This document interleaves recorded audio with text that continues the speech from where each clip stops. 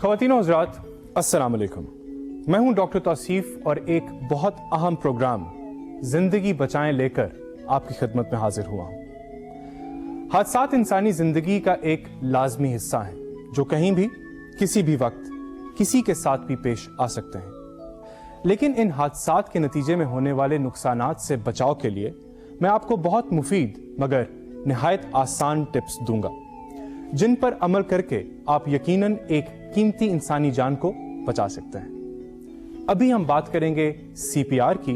तो सबसे पहले हम आपको यह बताते हैं कि सीपीआर यानी कार्डियो पल्मोनरी रिससिटेशन क्या है।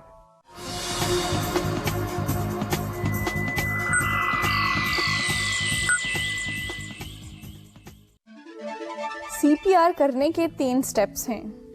नंबर 1, एयरवे यानी सांस के रास्ते को बहाल करना।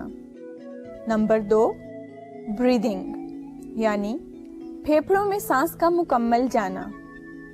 नंबर 3, सर्कुलेशन यानी दिल की तरफ खून का पंप करना।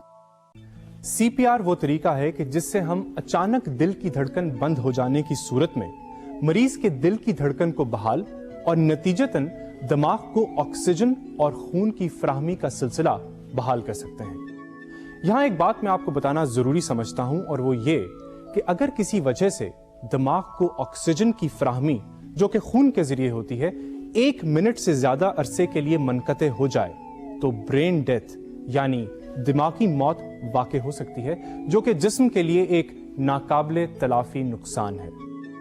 सीपीआर के जरिए मरीज के बचने के चांसेस 50% से 100% तक बढ़ जाते हैं।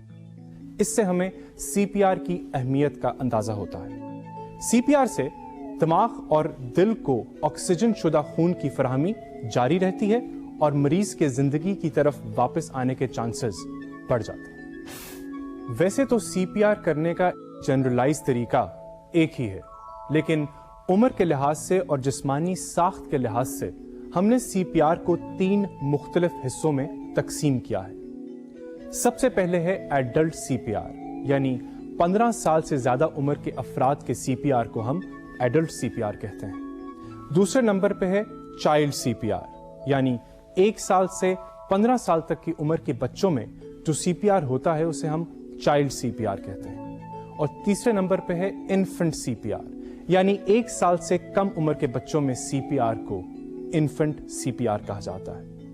अब हम आपको एक वीडियो डेमोन्स्ट्रेशन दिखाएंगे जिसमें हम आपको यह बताएंगे कि अगर खुदा ना खास्ता किसी 15 साल से ज्यादा उम्र के फर्द को सीपीआर की जरूरत पड़ जाए और आप उसके आसपास मौजूद हैं तो आपको उस मरीज की जान बचाने में क्या करना है।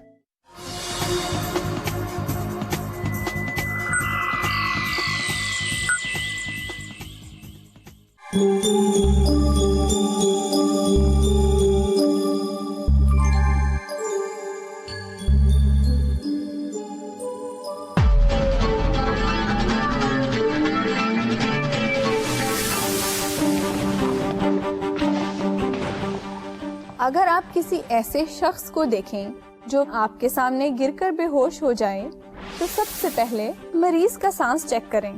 अगर मरीज सांस ना ले रहा हो तो उसके सांस का रास्ता ठोड़ी यानी चिन उठाकर और सर पीछे करके खोलें।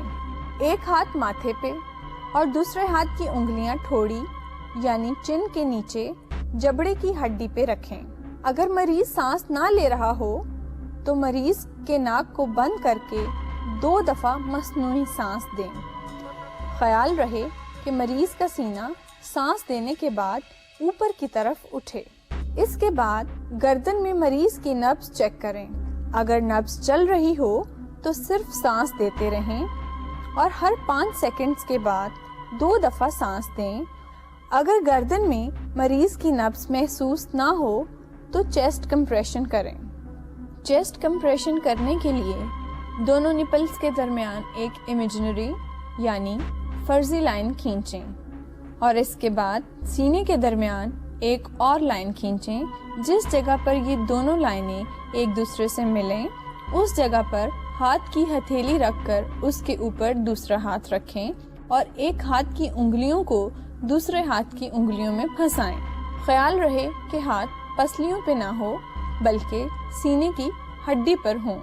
کوہنیاں سیدھی رکھیں اور کندھوں سے زور لگائیں۔ یہ کمپریشن 30 دفعہ کریں اور اس کی شرح 100 کمپریشن فی منٹ ہونی چاہیے۔ 30 کمپریشن کے بعد 2 مرتبہ سانس دیں اور اس طرح 30 دفعہ کمپریشن اور 2 دفعہ مصنوعی سانس دینے کا عمل 5 مرتبہ دہرائیں۔